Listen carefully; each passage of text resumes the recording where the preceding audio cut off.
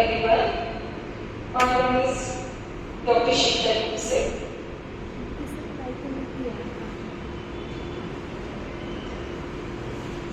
Today we are going to study the unit say third, that is enzymes.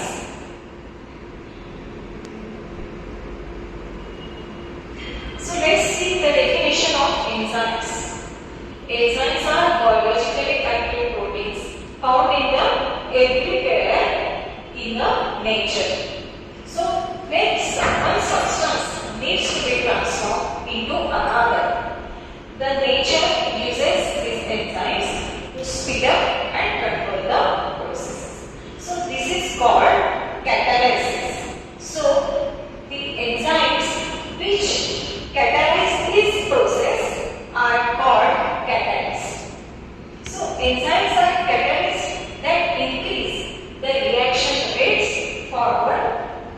Most catalysts, but not all, most of the catalysts, but not all the catalysts are made up of amino acid chains which are called proteins, and that accelerate the rate of reactions in chemical systems. So basically, the definition of enzymes is it is a substance which produced by all living things which helps a chemical change to happen more quickly without being changed itself. So you can see here in the figure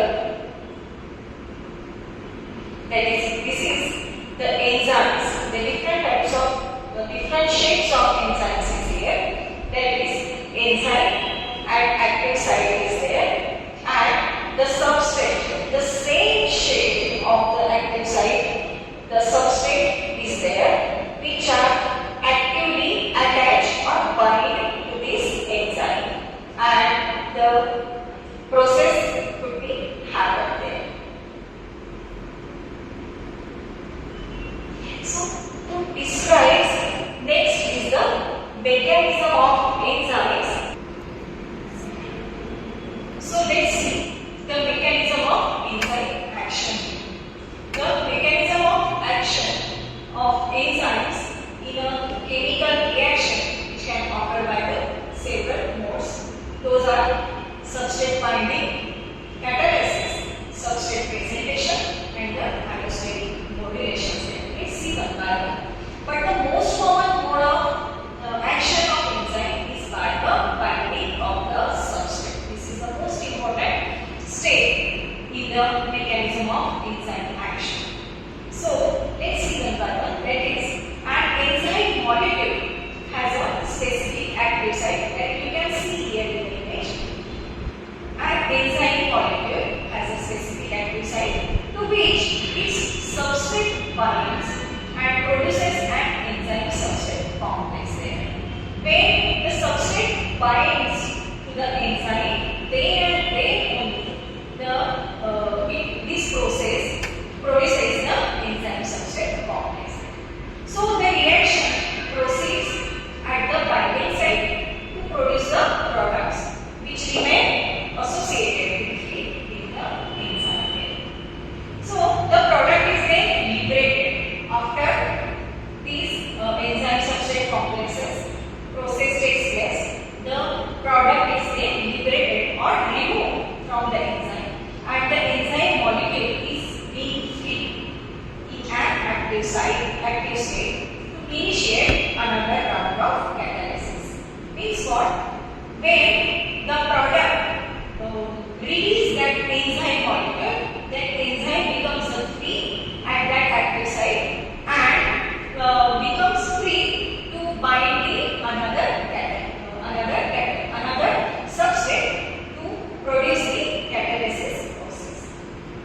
So the enzyme action basically happens in two stages, such as stage 1, that is combining of enzyme and the reactant or the substrate there. Means what?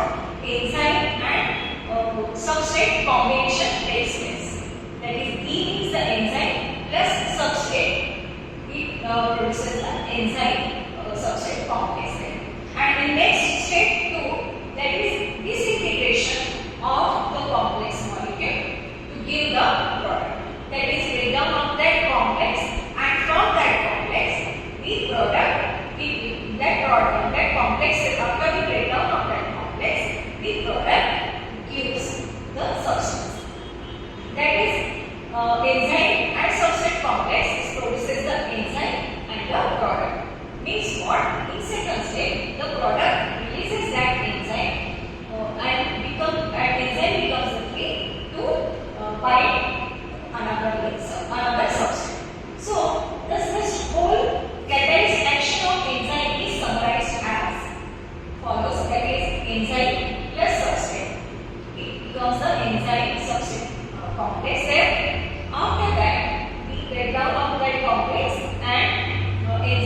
product is produced, and after that enzyme plus product is becomes a different one. You can see here in the images that the product releases that enzyme to attach another substrate there. So to describe this mechanism of action of enzymes, there are two different models which have been proposed. That is, one is the lock and key hypothesis there, or you can say the lock and key model is there. So Emil Fischer introduced the lock and key model, commonly referred to as the template model in 1898. This concept states that the formation of an enzyme substrate complex occurs when the substrate and the enzyme bind at the active site in a manner similar the way that is key fits in a lock. So actually an equal fit between the substrate and the enzyme's molecular structure is necessary for the binding of both means the for the enzyme also and the substrate also. So there is very important to equally fit of the enzyme and the substrate to each other. So the resulting enzyme substrate complex is extremely unstable.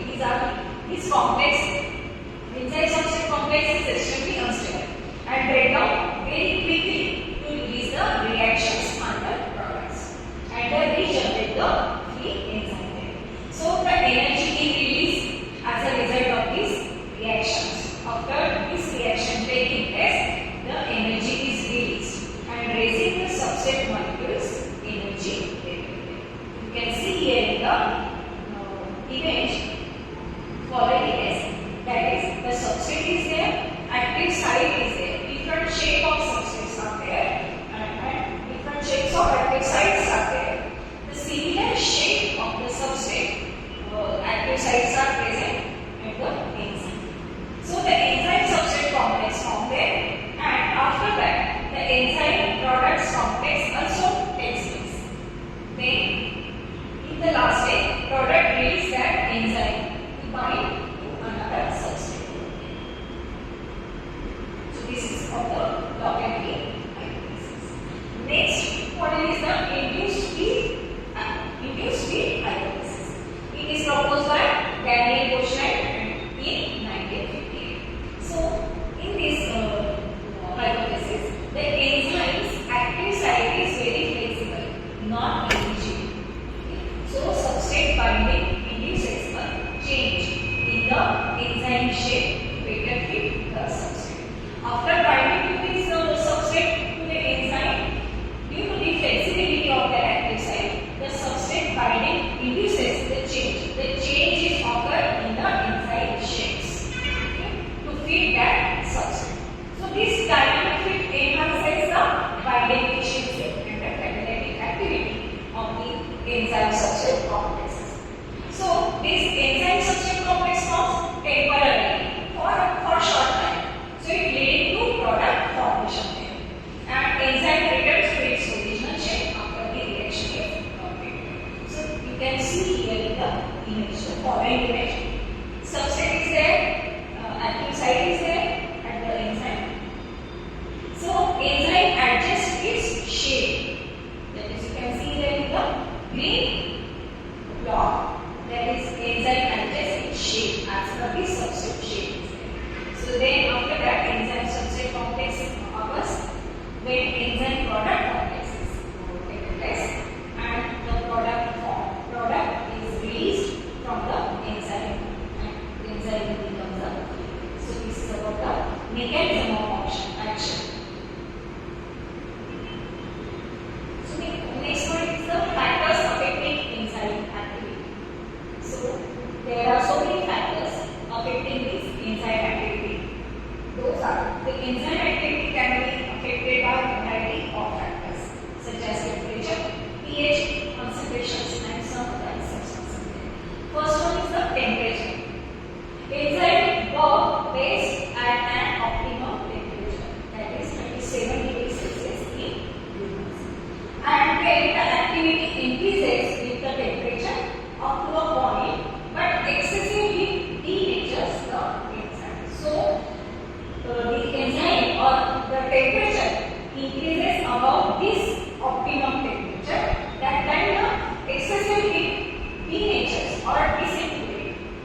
enzymes. So low temperature slow down enzyme activity also, but do not destroy them. But the optimum temperature must be very important for this enzyme activity. Then next factor is the pH level. Each enzyme has an optimum pH, like a temperature. So pH is the, for example, Pepsi works best at pH 2, while Pepsi works best at pH 8. So extreme pH changes can denature the enzyme. It may destroy the enzyme by altering its active site. Next factor is the enzyme concentration. Increasing enzyme concentration increases the reaction rate in the soluble when so many enzymes are there as compared to the substrate. Then there is a chance to increase the reaction rate. But if substrate is abundant, the same like the enzyme, the quantity must be the same as the enzyme is there. So increase reaction rate levels of when all substrate molecules are occupied. So the next factor is the substrate concentration rate. Increasing substrate concentration increases reaction rate until all enzymes active sites are saturated. That is the maximum velocity or Vmax. So there is a enzyme substrate substrate must be the same quantity as the enzyme concentration. So inhibitors, next factor is the inhibitors there. So competitive inhibitors bind to the active site, blocking substrate binding. There are in the solution with the substrate, there are some inhibitors which inhibit the enzyme substrate complexes, or which inhibit some substrate to bind that enzyme. So those inhibitors compete with that substrate to binding at the active site of the enzymes. So those competitive inhibitors bind to the active site and block the substrate binding. Then non-competitive inhibitors bind elsewhere, means there are some another active sites present over the enzymes. So non-competitive inhibitors do not compete with that substrate but bind to the another place of the enzyme. So which altering the enzyme shape also and reducing the activity. Then last factor is the some activators. Some enzymes require metal ions. Those are called cofactors. For example, magnesium and zinc is there. Or organic molecules. Those are coenzymes. For example, vitamins. What are coenzymes? Coenzymes are which are very much helpful to in the enzymes to speed up the reactions or biochemical reactions for the proper functions. So next point is the enzymes in clinical diagnosis applications. So enzymes very much important to play in the clinical diagnosis and the applications by acting as biomarkers for various diseases and disorders. So by being used in diagnostic assays and therapeutic interventions, their detection and quantification in the body fluid, which are like a blood and serum, can indicate the tissue damages or organ dysfunctions. If these enzymes are detected as an increased level in the body fluid, like a blood and serum, it may indicate the tissue damages or the organ dysfunctions, means any injury occurs in the organ, and which are helpful in the diagnosis and the monitoring of the conditions like the liver diseases, heart attack, and the pancreatitis. So, what are the clinical diagnosis and applications? Let's see one by one. In liver disorders, there are some enzymes. Those are alanine aminotransferase, that is also called as in short AAT, which are increased or decreased liver damages, that is hepatitis or cirrhosis. Then aspartate aminotransferase, that is AST, liver and heart damages, that is higher alcoholism. Then next is the alkaline phosphatase there, that is ALP, which are increase its level in the mood disorders or bile obstruction there. Then gamma glutamate transferase, that is GGT. This enzyme increase its level in alcohol abuse and cholestasis there. Then cardiac markers are there, which are very helpful in the heart attack diagnosis. Creatinine kinase, AMP, that is CKMP, which are specific for the myocardial infarction, that is MI, means the heart attack. Then lactate dehydrogenase, that is LDH, which is general marker for tissue damages of the heart, liver, and the RBCs there. So troponin is there, that is R-anti-intestinal. Then most specific for acute MI, that is elevated for days. So many days it may be elevated in the liver. Then pancreatic disorders, in the only both of the enzymes are there, or biomarkers you can say, that is amylase. In acute pancreatitis, it may increase in this condition, that is rises within hours. In lipase, and this lipase enzyme is more specific for the pancreatitis than the amylase. Then next disorder, that is muscle and kidney disorders. In that, creatinine kinase and acid phosphatase enzymes may get elevated. That is muscle damage due to the muscle damages there. CK level is increased in the blood.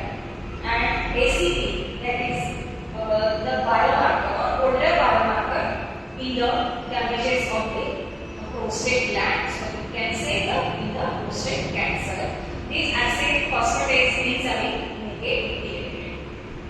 And it may now replaced by the PSA, that is prostate acid. Then cancer markers are there, that is prostate specific antigen. Prostate cancer screening, in the prostate cancer screening, prostate specific antigen, that is the PSA, may get elevated. And in tumor marker, that is lymphoma and leukemia, that is the blood cancers, in that the lactate dehydrogenase enzyme will get elevated.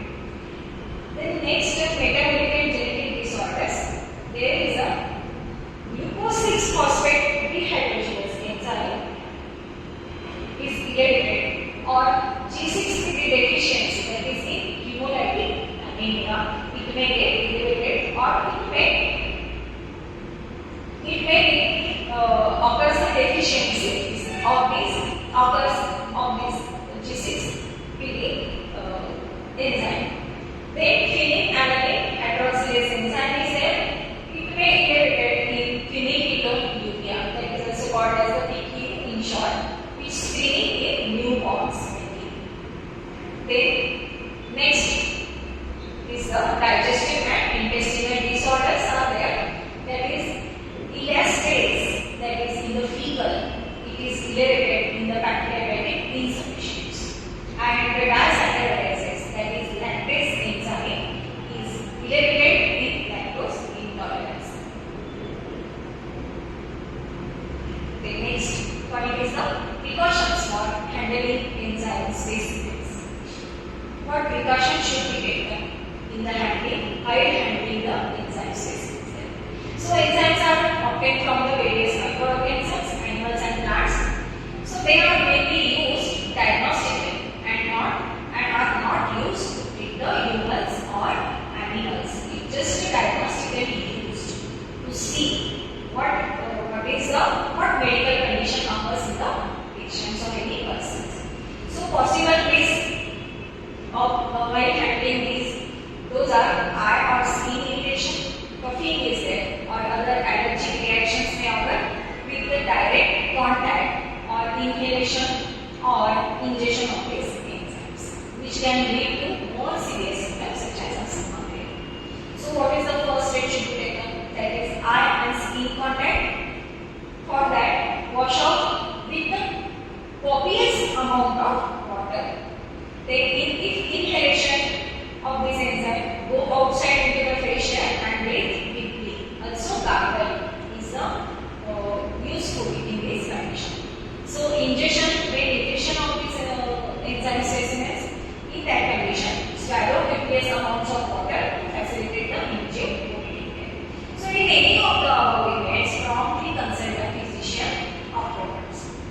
Then next precaution is the personal protection should be there.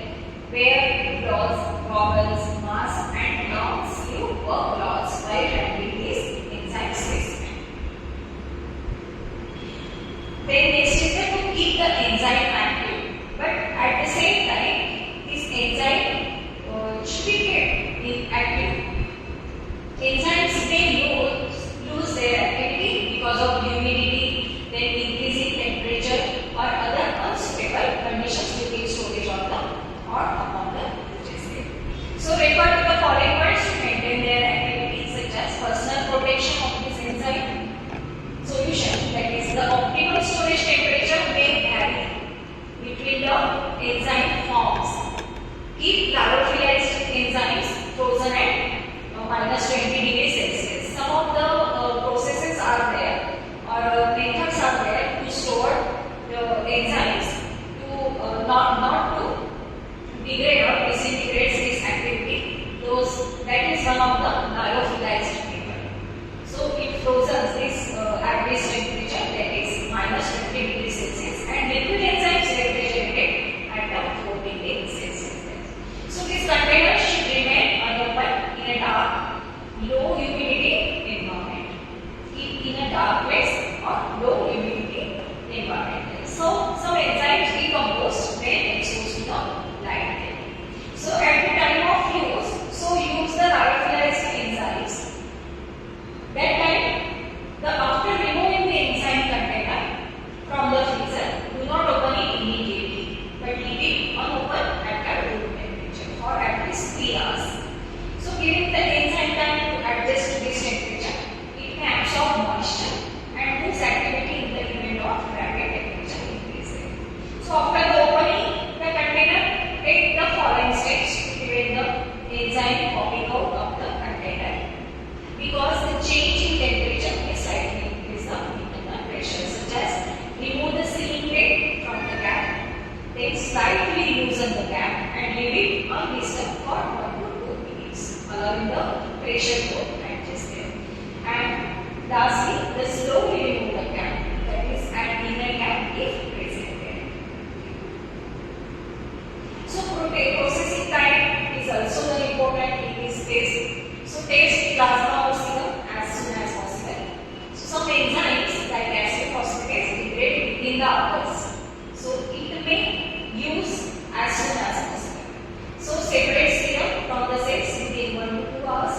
If delaying is there, then LDH potassium levels, it may decompose or degrade. So avoid context is the avoid contamination and interference. Do not use hemolyzed sample. Hemolyzed means the rupturing of the RBCs. So do not use these samples as it may affect the results. It may not be give the proper results. So icteric, that is the high bilirubin present in the blood, or lipemic, that is fatty samples. So it may interfere with the assay. So clean properly before blood draw, or you can say the sterilize that the portion from where you can withdraw the blood. You are going to withdraw the blood. So tissue enzymes like ALT can contaminate samples. Then next is the sample handling for specific enzymes, that is amylase and lipase enzyme samples which offer prolonged storage, that is unstable at room temperature. Then LDH for LDH enzyme, keep away from light, that is that as it is a light sensitive. Then PSA, so use serum not plasma for prostate cancer testing. Then lab equipment and calibration, so use calibrated analyzers to avoid the false reading there. Follow standardized protocols, that is ISCC methods for AST and the ALT enzyme.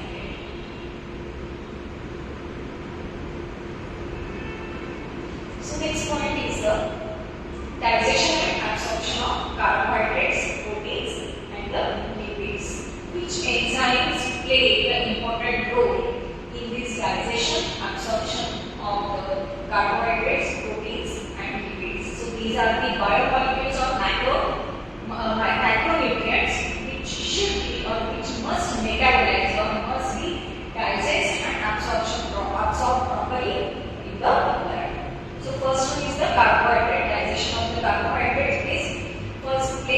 mouth, that is salivary amylase is there. It is also called as thyroid, which initiates the starch breakdown into maltose and takes to there. Then in second, the digestion of carbohydrates occurs in stomach. That is acidic pH is there. That is HCl, hydrochloric acid is present in the stomach. And acidic pH inactivates the salivary amylase. That is minimal carbohydrate digestion occurs in the stomach there. And last digestion occurs in of the carbohydrate in the small intestine. That is pancreatic amylase is there. This enzyme is pancreatic amylase enzyme is present in the small intestine, which hydrolyzes the starch into maltose, maltotriose and alpha-unique extremes. Means what? This pancreatic amylase break down the starch into maltose, maltotriose and alpha-unique extremes. Then after that, brush waters enzymes are there in the intestinal water. That is maltase enzyme, sucrase enzyme, lactase enzyme, which further breaks the disaccharides into monosaccharides. You can see here the reaction, that is maltase is break down the glucose molecules. After the breakdown of then sucrase is break down the glucose and fructose is there. Then lactase break down the glucose and galactose, the disaccharides, and becomes the monosaccharides. And in the absorption of how it gets absorbed, the carbohydrates absorbed in the blood, that is glucose and galactose. These are the monosaccharides which absorb via HGLT1, that is sodium glucose symporters. That is also called as these are the transporters, okay, or on the apical membrane, and secondary active transport. Then fructose is absorbed via glutathione. This is one of the transporter by which the fructose gets absorbed in the blood. Then all monosaccharides which are excite enterocytes. Enterocyte means that inside the cell via the GLUT2 transporters. Then it goes into the portal vein and then it goes into the. So key role of these enzymes are either digestion and absorption. Those are the amylase which hydrolyze the starch. Then brush waters enzymes which final digestion of disaccharides. It does the final digestion of the disaccharides. Then transporters such as HCl, glutathione, glucose, which ensures the efficient absorption of the blood. You can see here in the images the digestion and absorption of the carbohydrates. It may get breakdown in the monosaccharides, disaccharide, trisaccharides. It's breakdown and becomes the monosaccharide, and they get absorbed by the blood. So digestion and absorption of the proteins. In the digestion, first it occurs, the digestion of the protein first occurs in the stomach. There is hydrochloric acid present in the stomach, in the gastric juice. Different types of gastric juices are there in the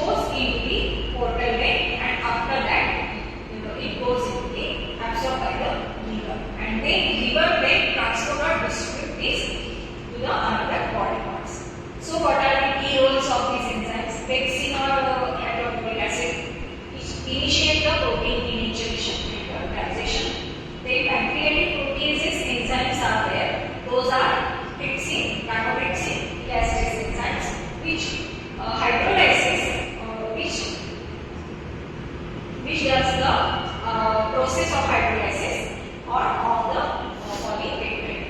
polypeptides.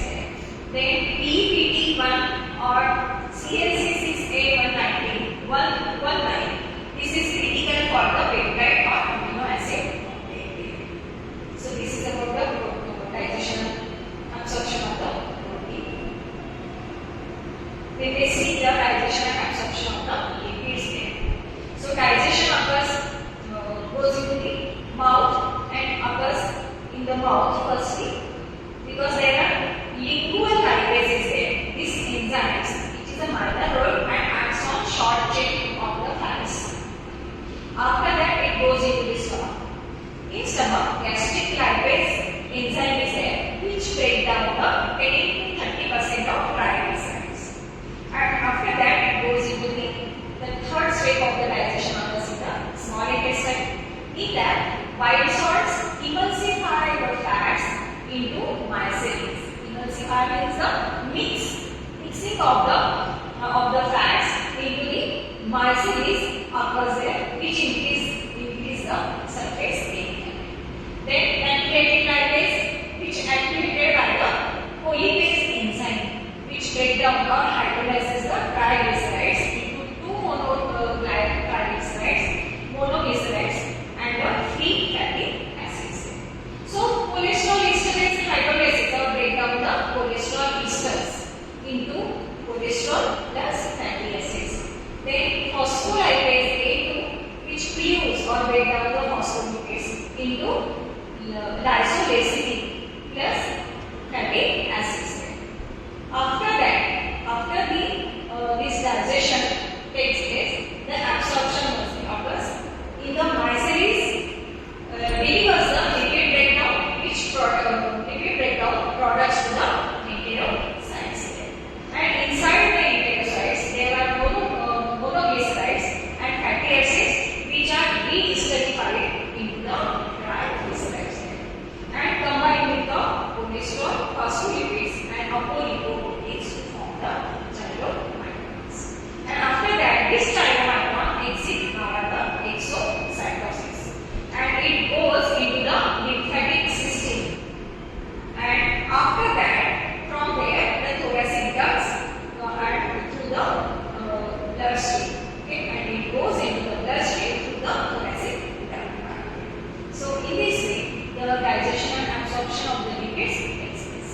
So key roles of the bile salts, pancreatic lipase and chylomicron is the bile salts emulsification and micelle formation takes place with the help of these bile salts. Then pancreatic lipase and polypase, it is a primary triglyceride digestion occurs with the help of this enzyme, and with the help of chylomicron transport dietary lipids via lymph or bypassing the portal. So you can see here the digestion and absorption of carbohydrates, proteins and the lipids. Okay. So the digestion and absorption of carbohydrates, that is starch glycogen is there with the help of salivary amylase. It goes, it breaks down into disaccharides, and after that the disaccharides hydrolyze with some enzymes or digestive enzymes into the monosaccharides.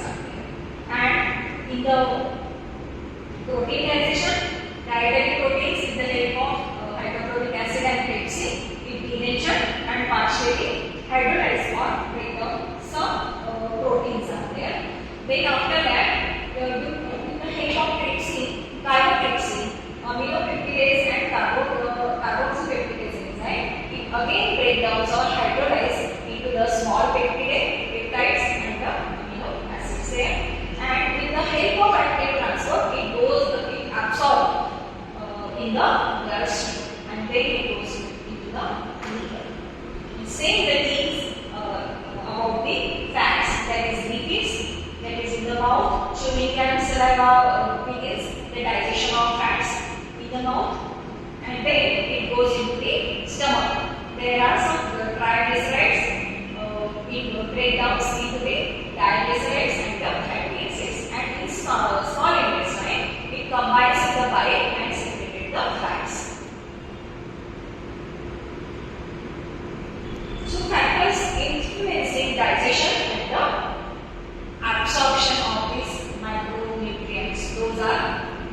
enzyme availability. Adequate digestive enzyme must be essential for the digestion and absorption. Then pH level, optimum pH level is required for enzyme functions. For example, acid in stomach, alkaline in intestine. Then next factor is the bile salt, which help in the emulsification processes of the fat for better digestion and the absorption. Then motility of the GI tract, gastrointestinal tract, that is proper movement ensures the mixing and transport of the food there. Then surface area, that is larger surface is there, that is villi and microvilli, which enhances the absorption processes. In blood supply, efficient circulation aids the nutrient transportation. It may help. Nutrient types, simple sugars and amino acids are absorbed very fast than complex fats or fibers. So health of the GI lining, gastrointestinal tract has some linings which if it gets damaged, that is due to the infection, inflammation, it can reduce the absorption. Then presence of other substances such as some nutrients which help or hinder the absorption of others, that is vitamin C enhances the iron absorption. Then hormonal control, hormones like gastrin, secretin and cholecystokinin which regulate the digestion rate. So these are some factors which influence the digestion and absorption. So malabsorption syndrome is there. The last point of the unit, third enzyme, in that the malabsorption syndrome is there. The malabsorption syndrome is the inability to absorb the nutrients, vitamins and minerals from the intestinal tract into the bloodstream. So it refers to a number of disorders in which the small intestine can't absorb enough of the certain nutrients and the fluids there. In short, the malabsorption syndrome means the absorption is not takes place properly in the blood. That is, the main role of small intestine is to absorb the nutrients from the food you eat into your bloodstream. The nutrients that the small intestine often has trouble absorbing can be one or both of the following. Those are the micronutrients such as proteins, carbohydrates and fats, and the micronutrients, those are vitamins and the minerals. You can see in the image the symptoms and the macronutrients and micronutrients to get absorbed properly by the bloodstream. So what are the causes behind this? The causes of the malabsorption syndrome may include the diseases which affect the intestine itself, such as celiac disease, then absence or low levels of certain digestive enzymes, then diseases of the pancreas, such as chronic pancreatitis or cystic fibrosis, then diseases which caused by parasites, such as giardiasis or worms, then change in the bacteria normally found in the intestinal tract, then surgery that shortens the length of the small intestine. So these are the causes of the malabsorption syndrome. Then there are some symptoms. Chronic diarrhea is there, long-term diarrhea. Then weight loss, abdominal bloating is there, then fatigue means the tiredness, then steatorrhea, that is fatty stooling. So fats are present in the stool. Then nutritional deficiency is there, for example anemia or bone weaknesses are there. There are some diagnostic tests available for this malabsorption syndrome. Those are stool test. Stool test can be done for the fat content, then blood test for the vitamins and minerals, endoscopy with the biopsy. Then breath test are there, for example lactose intolerance. Then sweat test is also preferred or recommended by the doctor. This is a specific test for cystic fibrosis.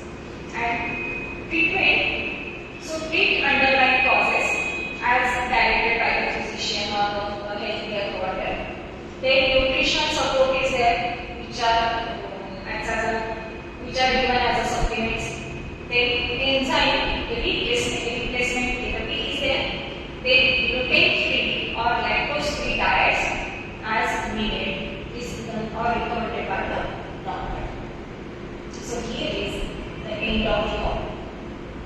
Unit.